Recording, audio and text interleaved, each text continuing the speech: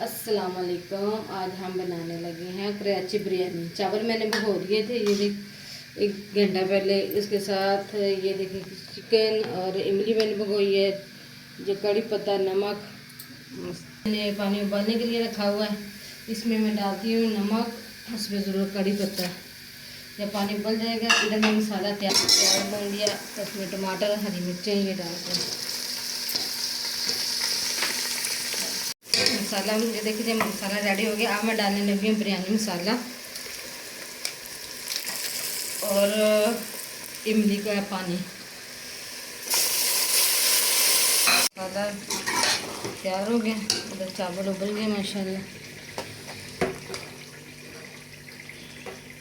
हम ऐसे डालने लगे, तेल लगाने लगे। चावल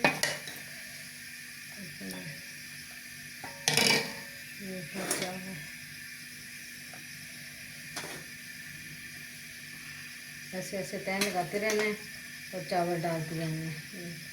लिया तय लगा ली मैंने चावलों की। अब इसके ऊपर डालते हैं कलर, वो भी मैंने डाल दिया। इसको लगा दिया दम, 10 मिनट के लिए वेट पे रखेंगे। देखिए जी हमारी बिरयानी तैयार हो गई है माशाल्लाह। क्या खुशबू आ रही है, ये देख माशाल्लाह ऐसा तैयार हो गया माशाल्लाह।